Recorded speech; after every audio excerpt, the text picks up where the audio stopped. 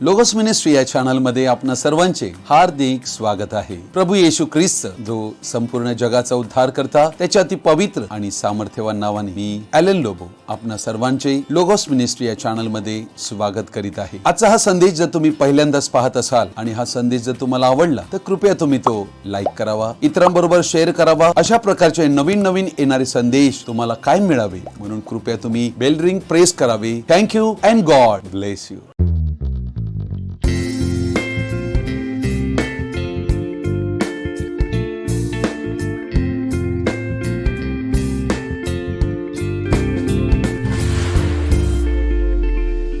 आज आम्ही एका महत्त्वाच्या विषयाकडे आपलं लक्ष लावणार आहोत आणि त्या विषयाला मी शीर्षक देऊ इच्छितो, आमच्या शब्दाचे सामर्थ्य। मार्क वर्तमान याचा 11वा अध्याय आणि याचं वचन मी 14 वाचत आहे। तेव्हा तो त्याला म्हणाला, कोणीही यापुढे तुझे फळ कधीही न खावो। त्याचे शिष्य हे ऐकत होते। अर्थात प्रभू येशू ख्रिस्ताने एक अंजिराचे झाड आणि त्या झाडाला अशा प्रकारचे शब्द बोलले की तुला यापुढे कधीही फळ न येवो, आणि शिष्य त्याच्याबरोबर हे सर्व साक्षीदार म्हणून पाहत होते, ऐकत होते येशूने काय शब्द बोलला। आणि मग त्यानंतर काय झाले, वचन 20 पासून मी वाचत आहे। मग सकाळी वाटेने जाताना त्यांना ते अंजिराचे झाड मुळापासून वाळून गेलेले दिसले। तेव्हा पेत्राला आठवण होऊन तो त्याला म्हणाला, गुरुजी, आपण ज्या अंजिराच्या झाडाला शाप दिला ते वाळून गेले आहे पहा। येशूने त्यांना उत्तर दिले, देवावर विश्वास ठेवा। मी तुम्हाला खचित सांगतो की जो कोणी या डोंगराला तू उपटून समुद्रात टाकला जा असे म्हणेल आणि आपल्या अंतःकरणात शंका न बाळगता आपण म्हणतो तसे घडेलच असा विश्वास धरील, त्याच्या शब्दाप्रमाणे घडून येईल। म्हणून मी तुम्हाला सांगतो, तुम्ही प्रार्थना करून जे काही मागाल ते आपल्याला मिळालेच आहे असा विश्वास धरा, म्हणजे ते तुम्हाला मिळेल। प्रभू या वाचलेल्या त्याच्या अति पवित्र वचनावर आपला स्वर्गीय आशीर्वाद पाठवून देव आणि आम्हा सर्वांना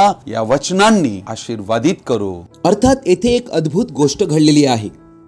प्रभू येशू ख्रिस्त मार्क 11 अध्यायाच्या 12 ते 14 वचनात आम्हाला आढळत आहे की अंजिराच्या झाडाला त्याने शाप दिलेला आहे आणि म्हटलेले आहे, कोणीही यापुढे तुझे फळ कधीही न खाओ। आम्ही येथे पाहत आहोत की प्रभू येशू ख्रिस्ताने जेव्हा मंदिराचे शुद्धीकरण करण्यासाठी सराफांचे चौरंग व कबुतरे विकणाऱ्यांच्या बैठकी पालथ्या केल्या, तेव्हा अर्थातच मंदिराचे मुख्य याजक व लोकांचे वडीलजण हे त्याच्याकडे येऊन विचारू लागले की तुम्ही कोणत्या अधिकाराने हे करता, तुम्हाला हा अधिकार कोणी दिला? अर्थात शास्त्री फरुशी हे सर्व सेमिनरमध्ये शिकून त्यांना संस्थेकडून सर्टिफिकेट मिळाले होते, अधिकार संस्थेने दिला होता। पण येशूकडे कोणत्याही संस्थेचं ना सर्टिफिकेट होतं ना कोणता अधिकार, परंतु येशू ख्रिस्ताचा अधिकार हा देवाद्वारे होता, कारण देवाचे पूर्णत्व येशू ख्रिस्तामध्ये वास करीत होते। कलेसेकरसपत्र 2 अध्याय 9 वचन म्हणते, कारण ख्रिस्ताच्या ठाईच देवपणाची सर्व पूर्णता मूर्तिमान वसते। अर्थात योहानाने येशूला बाप्तिस्मा देत असताना पवित्र आत्मा कबुतराच्या रूपाने त्याच्यात उतरताना त्याने पाहिला होता। अर्थात येशूमध्ये देवाचे पूर्ण जीवन होते। म्हणून आम्हाला या ठिकाणी आढळत आहे, त्याने अंजिराच्या झाडाला शब्द बोलताच ते वाळून गेलेले आहे, कारण तो देव आहे। त्याच्या अधिकाराविषयी प्रश्न विचारणाऱ्यांत प्रभू येशूच्या जीवनाचा लवलेशही नव्हता। अर्थात ते सर्व धार्मिक पुढारी होते, ते सत्याविषयी अज्ञानी होते। येथे आम्ही पाहत आहोत की दुसऱ्या दिवशी सकाळी जेव्हा ते त्या ठिकाणांतून जात आहेत त्यावेळेला पेत्राला आठवलेलं आहे की काल येशूने ह्याच अंजिराच्या झाडाला बोलले होते आणि ते झाड वाळून गेलेले आहे। तेव्हा मार्क 11 अध्यायातलं 22 वचन म्हणते, येशूने त्यांना उत्तर दिले, देवावर विश्वास ठेवा। अर्थात विश्वास ही फार मोठी गोष्ट आहे, कारण प्रभू येशूने स्वतः म्हटले, मनुष्याचा पुत्र पृथ्वीवर येईल तेव्हा त्याला विश्वास आढळेल काय? हा एक फार महान प्रश्न आहे आजच्या या शेवटच्या दिवसांमध्ये, कारण तुम्ही आणि आम्ही विश्वासाचे पतन होणाऱ्या दिवसामध्ये जगत आहोत। अनेक लोक विश्वासापासून दूर जात आहेत, सत्यापासून दूर जात आहेत। म्हणूनच या गोष्टीवर प्रचार करण्याची गरज आहे। अर्थात प्रभू येशू ख्रिस्ताने ते 23व्या वचनात म्हटले मी तुम्हाला खचित खचित सांगतो, जो कोणी, अर्थात ते कोणीही व्यक्ती असो, जो कोणी ह्यासाठी कोणत्याही पदाची गरज नाही, मात्र विश्वासाची गरज आहे, जो कोणी ह्या डोंगराला तू उपटून समुद्रात टाकला जा असे म्हणेल. अर्थात असा कोणताही डोंगर आमच्या शब्दाद्वारे त्या ठिकाणांतून उपटून समुद्रात टाकला जाणे यात आमचे काहीही हित नाही आहे. पण प्रभू येशू ख्रिस्त या ठिकाणी हा डोंगर म्हणजे आमच्या जीवनातील अनेकविध परिस्थिती आहेत ज्या डोंगरासारख्या फार मोठ्या आहेत, आणि अशा या सर्व परिस्थितींना, आमच्या जीवनातील परीक्षांना, समस्यांना ज्या फार मोठ्या वाटतात, आकाराने वजनदार वाटतात, अशा सर्व गोष्टींना आम्हाला आज्ञा देण्यास येशू सांगत आहे. आणि येशू हे सांगत आहे, हे शिकवित आहे की तुम्ही जो शब्द बोलाल त्या शब्दाप्रमाणे घडेलच. हा विश्वास तुम्हाला ठेवावा लागेल, मग जे बोलले आहे ते घडणारच. अर्थात आता आम्ही पाहिलं प्रभू येशू ख्रिस्त प्रात्यक्षिक करून या गोष्टी या ठिकाणी दाखवित आहे. प्रभू येशू ख्रिस्ताने शाप ज्या वेळेला त्या अंजिराच्या झाडाला दिलेला आहे आणि पेत्राला त्याची आठवण झालेली आहे की काल ज्या झाडाला शाप दिला गेला ते झाड वाळून गेलेले आहे. अर्थात येशूच्या शब्दामध्ये अद्भुत सामर्थ्य आहे आणि येशूने ज्या वेळेला ती गोष्ट बोलली त्या वेळेला ते झाड वाळलेले आहे, मृत्यूचा प्रवेश झालेला आहे, ते झाड मेलेले आहे. अर्थात या ठिकाणी सर्वात महत्वाची गोष्ट ही आहे, येशू ख्रिस्त आम्हालाही आमच्या जिभेमध्ये देवाने दिलेली कुवत आम्हाला दाखवित आहे. ती काय आहे? येशूने उत्तर दिले, देवावर विश्वास ठेवा. ते वचन म्हणते, मी तुम्हाला खचित सांगतो की जो कोणी या डोंगराला तू उपटून समुद्रात टाकला जा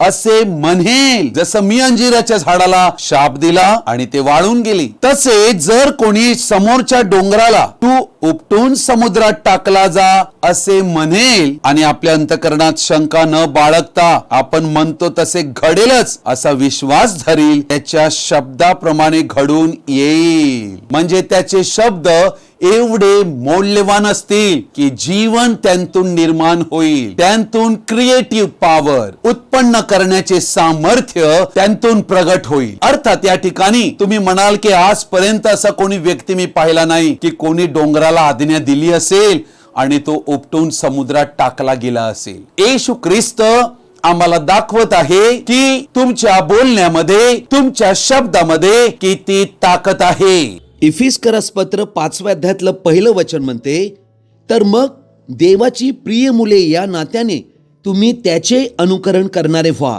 म्हणजे आमच्या प्रभू येशूने कसे ते शब्द बोलले, अगदी तसेच आम्हीही त्याची मुले म्हणून तसेच शब्द बोलले पाहिजे, त्याचे अनुकरण केले पाहिजे. जी कुवत आमच्यात नाहीच ती करण्यास देव कधी आम्हाला सांगत नाही. ही गोष्ट आम्हाला समजणे गरजेची आहे. प्रभू येशू विश्वासाच्या तत्वानुसार चालत होता. त्याने वादळाला व वाऱ्याला आज्ञा दिली, भूतांना आज्ञा दिली, अंजिराच्या झाडाला आज्ञा दिली, मेलेल्या मनुष्याला आज्ञा दिली. येशू पित्याचे अनुकरण करीत होता आणि हे सर्व अनुकरण विश्वासाच्या नियमावर आधारित आहे. आमच्या शरीरात कोणतेही गाठ असेल तर आम्ही आज्ञा देऊन त्या गाठीला शाप देऊ किंवा त्या गाठीच्या मरणासाठी आज्ञा देऊ तर ती शरीरांतून गायब होऊन जाईल, कारण येशूने तसे शिकविलेले आहे, तुम्ही जे बोलाल तसेच होईल. आणि जर आम्ही आमच्या जिभेतून जीवन बोलू आमच्या शरीरासाठी तर जीवन येईल. अर्थात या दोन्हीही कुवत आमच्या जिभेत ठेवण्यात आलेले आहेत. देवाने आम्हा ख्रिस्ती व्यक्तींना उत्पन्न करण्याचे सामर्थ्य दिले आहे. फक्त आम्ही विश्वासाने बोलले पाहिजे. जे देव बोलतो ते बोलावे. वैऱ्यांच्या सर्व शक्तीवर अधिकार दिला गेला आहे. ही देवाची महान इच्छा आहे की त्याच्या लोकांनी उत्तम जीवनासाठी शब्द बोलले पाहिजेत. आमची घोषणा, आमची कबुली देवाच्या वचनानुसार आम्ही दिली पाहिजे. देवाचे वचन हे उत्पन्न करण्याचे सामर्थ्य बाळगते आणि तो शब्द हृदयांतून उत्पन्न करण्याचे सामर्थ्य प्रकट करतो जेव्हा आम्ही आमच्या मुखाद्वारे बोलतो. म्हणून 24 वचनात पुढे म्हटलेलं आहे, म्हणून मी तुम्हाला सांगतो तुम्ही प्रार्थना करून जे काही मागाल ते आपल्याला मिळालेच आहे असा विश्वास धरा, म्हणजे ते तुम्हाला मिळेल.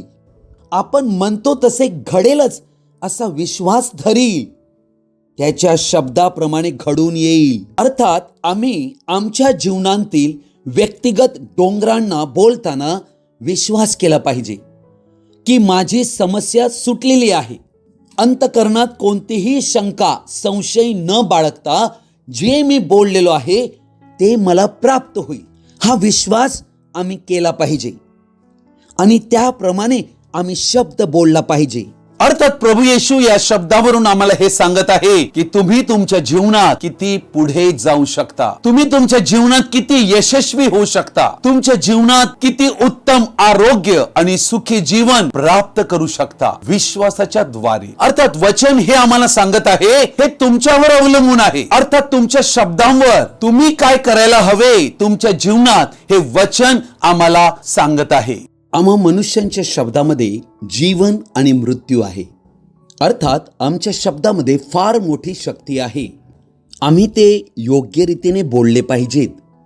अर्थात सकारात्मक आम्ही बोलू तर आम्हाला योग्य फळं चाखायला मिळतील, परंतु जर आम्ही नकारात्मक बोलू आमच्या शब्दांद्वारे तर आम्हाला त्याच पद्धतीचे फळ चाखायला मिळेल. अर्थात आमच्या शब्दाचे परिणाम व दुष्परिणाम ही आहेत.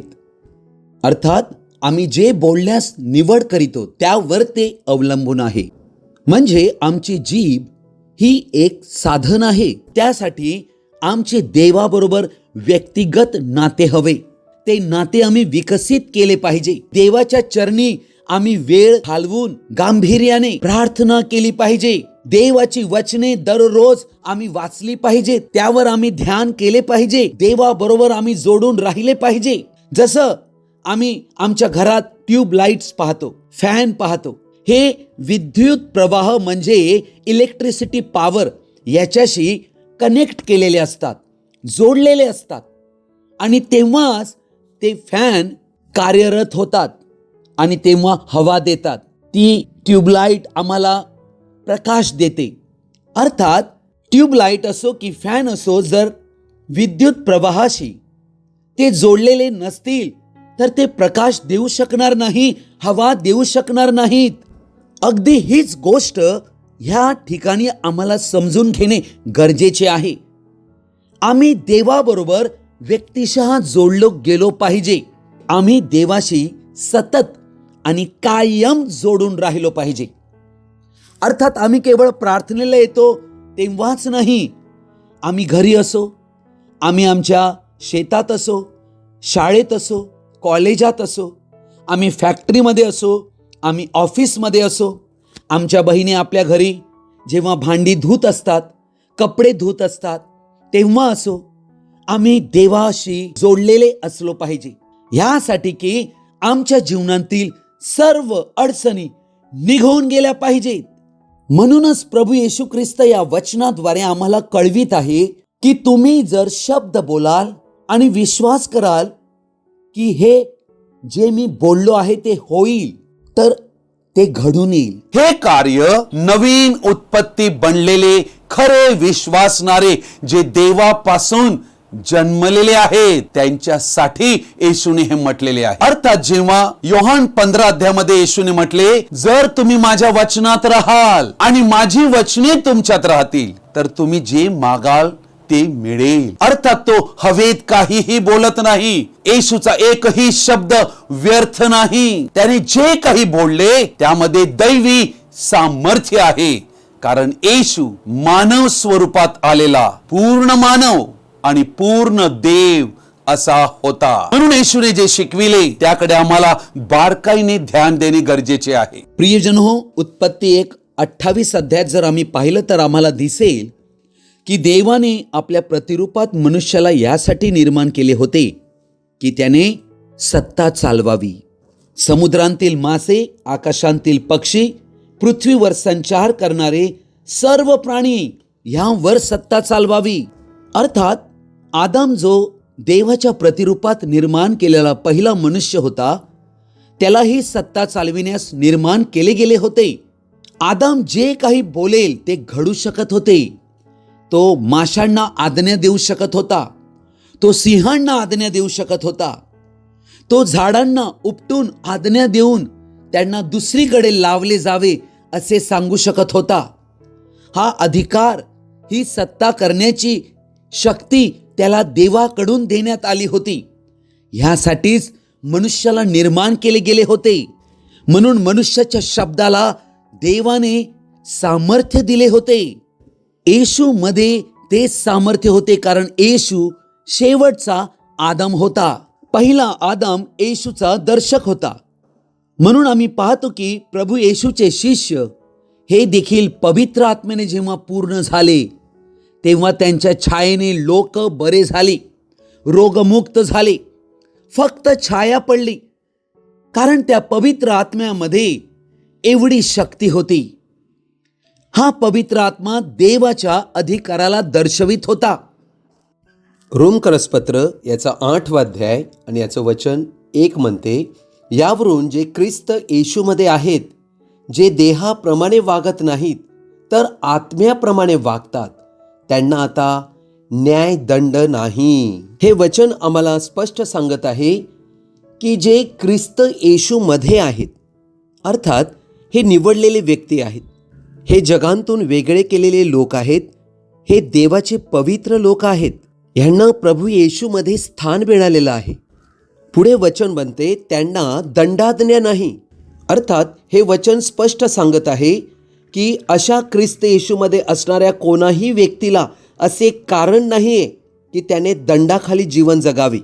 ह्याचे कारण काय? कारण प्रभू येशू ख्रिस्ताने रक्त दिलेले आहे. ते रक्त प्रत्येक पाप, वाईट, दुष्कर्म, अशुद्धता व अधर्म जे या जगात करण्यात येतात त्यासाठी सांडले गेलेले आहे. व ते रक्त पुरेसे आहे, ज्याने पापाचा दंड, रक्ताची खंडणी देऊन चुकविलेली आहे. म्हणून त्यांच्यावर दंडाज्ञा नाही, कारण त्यांचा दंड येशूने स्वतःवर घेतलेला आहे. प्रियजन हो, आम्ही देवापुढे मौल्यवान आहोत. देवाने आमच्यासाठी किंमत देऊन आम्हाला विकत घेतलेले आहे. म्हणून आम्हाला आम्ही कोण आहोत, आमची किंमत काय ही समजायला हवी. बायबल म्हणते तुम्हाला किंमत देऊन विकत घेण्यात आलेली आहे. काय आमची किंमत असेल? पेत्रचे पहिले पत्र 1 अध्याय 18 आणि 19 वचन काय म्हणते? कारण वाडवडिलांच्या परंपरेने चालत आलेल्या तुमच्या निरर्थक वागणुकीपासून सोने, रूपे अशा नाशवंत वस्तूंनी नव्हे, तर निष्कलंक व निर्दोष कोकरा असा जो ख्रिस्त, त्याच्या मौल्यवान रक्ताने तुम्ही मुक्त झालेले आहात. कारण आमच्यासाठी एका मनुष्याला मरावे लागले. होय, आम्ही वाईट असताही, अभक्त, पापी असतानाही देवाने आमच्यावर प्रेम केले आहे. पुढे वचन बनते, ते आत्म्याने चालतात. म्हणजे काय? तर ते शारीरिक भावनेचे इंद्रिये आम्हाला काय सांगतात त्याला ते अनुसरत नाहीयेत. देहाने चालणे म्हणजे आमच्या शरीराची जी इंद्रिय आम्हाला जे काही आकलन देतात, ज्याद्वारे आमच्यात भावना उत्पन्न होतात आणि मनुष्य भावनेद्वारे चालतात. कधी त्यांना वाटते की देव फार चांगला आहे, तर जीवनामध्ये कधी अशी अवस्था येते की त्यांना वाटते देव क्रूर आहे, देव माझ्या बरोबर वागत नाही, माझं नुकसान करीत आहे. अर्थात हे सर्व शरीराने, देहाने चालणे आहे. आणि आत्म्याने चालणे म्हणजे विश्वासाद्वारे चालणे आहे. आणि आम्हा सर्वांचे पाचारण विश्वासाद्वारे चालण्यासाठी देवाने केलेले आहे. म्हणून आत्मा आम्हाला काय म्हणतो त्याद्वारेच आम्ही चालले पाहिजे. आत्मा अर्थात पवित्र आत्मा. पवित्र आत्मा आम्हाला विश्वासाचं जीवन जगण्यास सिद्ध करीतो. देवाने आम्हाला यासाठी बोलावले आहे की आम्ही दररोज विश्वासाद्वारे चालावे. 2 कोरिंथ 5 अध्यायातलं 7वं वचन म्हणते, संत पौल त्यात सांगतो की आम्ही डोळ्यांनी जे दिसते त्याप्रमाणे चालत नाही, तर आम्ही विश्वासाने चालतो. अर्थात हेच आमचं पाचारण आहे आणि हे आम्ही समजून घेतले पाहिजे. कारण नवीन जन्म प्राप्त केलेल्या प्रत्येक विश्वासणाऱ्यांना देवाने 6वी चेतना दिलेली आहे. आज आमच्याकडे 5 इंद्रिये म्हणजे चेतना आहेत, ज्या शारीरिक आहेत, आणि त्यांच्या पलीकडे देवाने आम्हाला 6वं इंद्रिय दिलेलं आहे, जी चेतना. ह्याद्वारेच आम्ही चालावे, कारण ही आम्हाला आत्म्याच्या आयमामधील अदृश्य गोष्टींकडे लक्ष लावण्यास शिकवितात आणि आम्ही दररोज त्याप्रमाणे जगावे, तरच तरच आम्ही विश्वासाद्वारे चालल्याने एक अलौकिक जीवन आम्ही जगू शकतो. आम्ही दररोज 6व्या इंद्रियाच्या द्वारे चालविले जावे ही देवाची इच्छा आहे. लोगोस मिनिस्ट्री चॅनल यामध्ये आपला 6वी चेतना याविषयी संदेश दिला गेलेला आहे. त्याची लिंक मी डिस्क्रिप्शन बॉक्स मध्ये देत आहे. कृपया तुम्ही तो संदेश ऐकावा. तो 6व्या चेतनेविषयी आहे. 6वी चेतना काय आहे? 6वी चेतना ही देव आम्हाला विश्वास देतो. अर्थात आम्ही देवापासून जन्मलेले होतो तेव्हा आम्ही देवाकडून प्राप्त होणारे इंद्रिय प्राप्त करीतो. जसे आम्ही शरीराने जन्मलो, देहापासून देह जन्माला आला, तेव्हा आम्हाला आमची 5 शरीरांतील इंद्रिये आम्हाला मिळाली आणि ही खरोखर फार मोठी वरदान आहे. परंतु देवापासून आम्ही जन्मतो तेव्हा देवाकडील एक इंद्रिय देव आम्हाला देतो, जे सर्व मानवी इंद्रियापेक्षा सुपर आहे. याला सुपर सेन्स म्हटलेलं आहे. अतिशय उच्च दर्जाचे असे हे इंद्रिय आहे जे आम्हाला सर्व गोष्टींचे ज्ञान देते. हे इंद्रिय 6वी चेतना म्हटलेली आहे. हे विश्वासाला दर्शविते. तुम्हाला कसे कळेल की तुम्ही आरोग्य पाहून पूर्ण बरे झाले आहात? जेव्हा देव तुम्हाला बरे करीतो. काही वेळेला लोक म्हणतात देवाने मला बरे केले आहे असे अजून मी फील करीत नाहीये, अनुभव करीत नाहीये, म्हणजे मी बरा झालेलो नाहीये. परंतु ते तसे नाहीये. याला विश्वास म्हणत नाही. बायबल आम्हाला असे शिकवितच नाही. आम्हाला फिलिंगसाठी नाही तर विश्वासासाठी पाचारण केलेले आहे. हे असे नाही की तुम्हाला फील होते म्हणजे देवाने बरे केले आहे व तुम्हाला काही फील होत नाही म्हणजे तुम्हाला देवाने बरे केले नाही. असे जर आहे तर त्याचा अर्थ आमच्या शारीरिक इंद्रियांना आकलन होते त्याप्रमाणे आम्ही चालतोय. विश्वासाने आम्ही चालत नाही. आमचे जीवन कायम व सातत्याने आम्ही जे ऐकतो व पाहतो त्याप्रमाणे चालविले जाते. विश्वासाने बोलणे म्हणजे आमचे इंद्रिय जे आहेत, चेतना, ह्या आम्हाला काय सांगतात ते आम्ही पाहता कामा नये, त्यांचं आम्ही ऐकता कामा नये. तेव्हा आम्ही प्रत्यक्ष आमच्या समोर हार दिसते तेव्हा त्यासमोर विजयाची घोषणा करू शकतो. म्हणजे परिस्थिती उलट दिसते तरीही विजयाची घोषणा आम्ही विश्वासाने करू शकतो. कारण आम्ही आमच्या शारीरिक चेतनांवर अवलंबून नाही तर विश्वासाची 6वे इंद्रिय ह्यावर आम्ही अवलंबून आहोत. आमच्या समोर स्पष्टपणे कमतरता दिसत आहे तरीही आम्ही विपुलतेची, उदंडपणाची घोषणा विश्वासाने द्यायला हवी. देवाचे राज्य आम्हाला विश्वासाने चालण्यास व होकारात्मक बोलण्यास शिकविते. परंतु या मानवी राज्यात, या जगात नकारात्मकच भरलेला आहे. ते एवढे की ते सकारात्मक त्याच्याशी लढते. पहा, म्हणून आमच्या मुखांतून आम्ही आमच्या जीवनाविषयी नकारात्मक बोलू नये. कारण तसे बोलल्यास हे फारच सोपे होईल की आम्ही खालच्या दिशेने घसरू. कारण नकारात्मकाशी या जगाचे वातावरण एकदम मैत्रीपूर्ण आहे.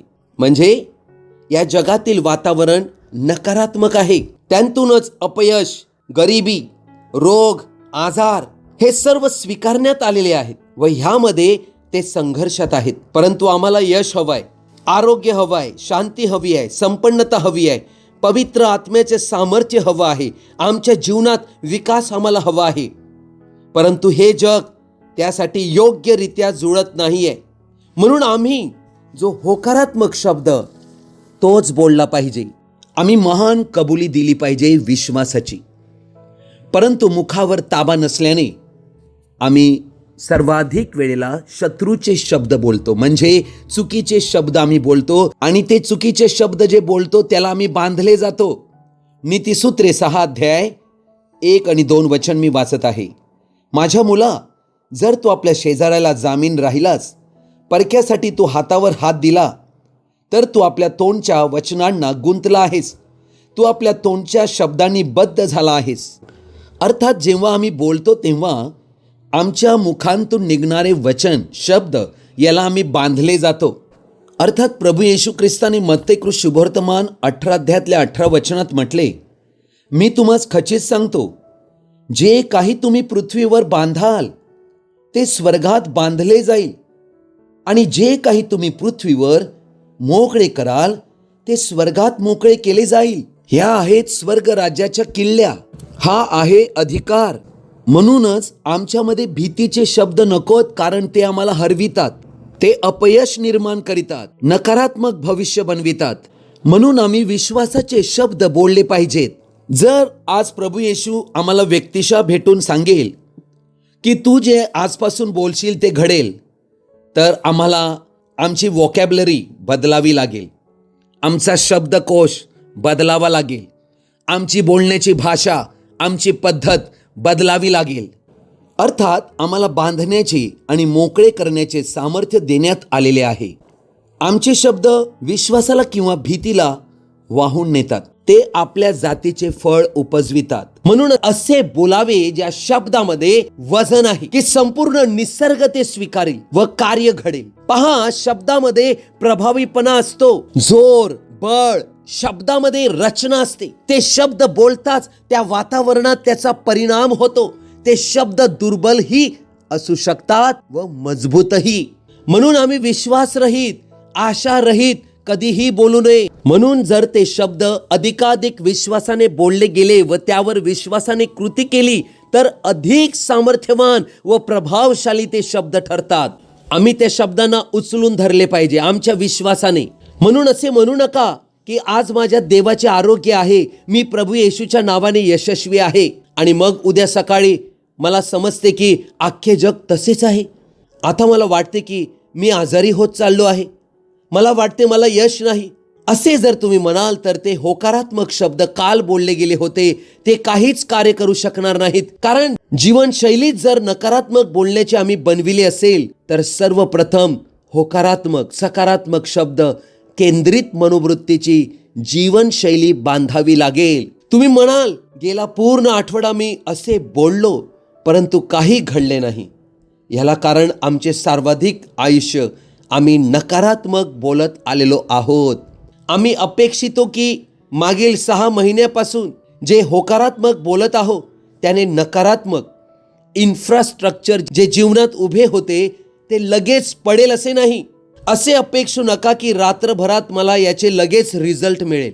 फक्त पुढे बोलत जा सातत्याने. हाच योग्य मार्ग आहे.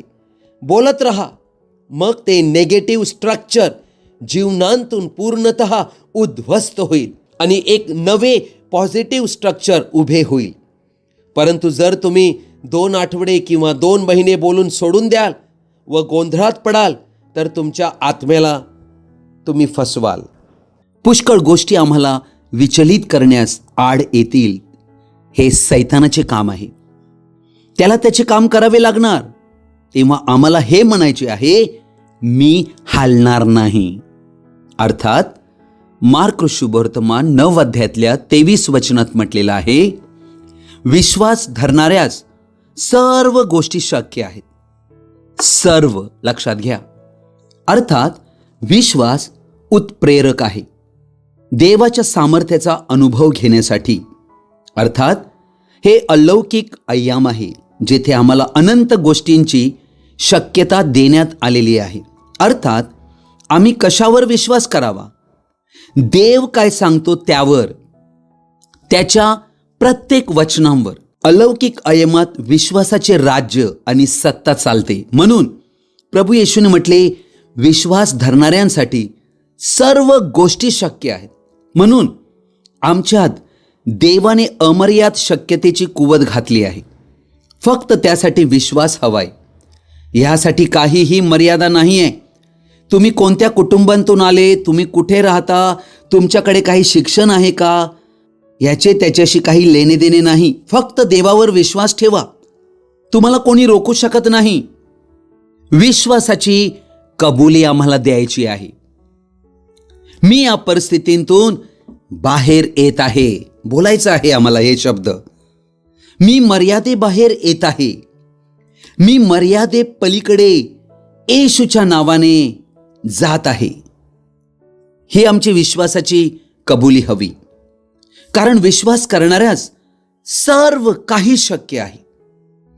प्रियजन हो, आम्ही विश्वास आमचा प्रकट करण्यासाठी विश्वासाची घोषणा आम्ही हृदयांतून दिली पाहिजे, मुखांतून कबुली दिली पाहिजे की मी ह्यावर विश्वास करीत आहे. कारण ही कबुली जी आहे ही फार महत्वाचे काम आमच्या जीवनात बजाविते, आमच्या विश्वासाची वृद्धी करते. प्रियजन हो, आमच्या शब्दामध्ये शक्ती आहे, म्हणून आमचे शब्द शहाणपणाने आम्ही वापरले पाहिजे, कारण शब्दानेच अस्तित्व निर्माण होते. म्हणून आमचे शब्द देवाच्या वचनाशी पूर्ण सरळ असले पाहिजे, अलाइन केलेले. म्हणून आम्ही आमच्या विकासाबद्दल बोलावं, बिघाडाबद्दल नाही. आम्ही शापाबद्दल नाही, आशीर्वादाबद्दल बोलावं. आम्ही पराजयाविषयी नाही, आम्ही विजयाबद्दल बोलावं. आम्ही कमतरतेबद्दल बोलू नये, तर विपुलतेबद्दल बोलावं. आम्ही आजाराविषयी बोलू नये, तर आरोग्याविषयी बोलावं. कारण आमचा प्रत्येक शब्द जे आम्ही बोलत आहोत तो शब्द आमचे अलौकिक भविष्य बनविते. आमचे शब्द आमच्या भवितव्यास आकार देण्याचे काम करते. ह्या आठवड्यातील आमचे बोलणे हे पुढच्या आठवड्याची वास्तविकता उत्पन्न करते. आमची ह्या महिन्याची विश्वासाची घोषणा पुढच्या महिन्याच्या विकासाला प्रगट करणारी आहे.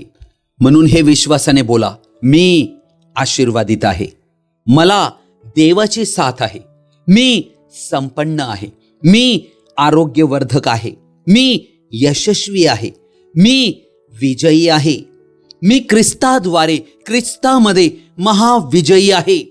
हे मी मला काहीतरी वाटते म्हणून बोलत नाहीये, तर मी विश्वासाने बोलत आहे, विश्वासाने घोषणा देत आहे. प्रियजनो, तुम्हीही आपले मुख उघडा, देवाची वचने बोला, त्याची आश्वासनाची घोषणा करा, सत्याची कबुली द्या. आपल्या शब्दांकडे लक्ष लावा, तुमच्या शब्दाप्रमाणे कसे घडत आहे हे पहा, बोला व अस्तित्वात आणा.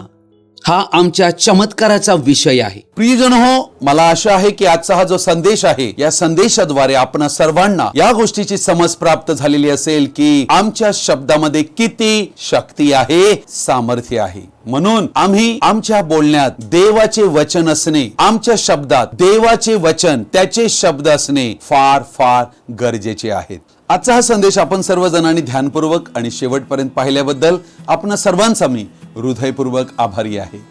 हा संदेश ऐकल्यानंतर नक्की तुम्हाला काय कळले, कृपया तुम्ही कमेंट्स बॉक्समध्ये कळवू शकता किंवा माझ्याशी व्यक्तिगत संपर्क साधू शकता. Thank you and God bless you.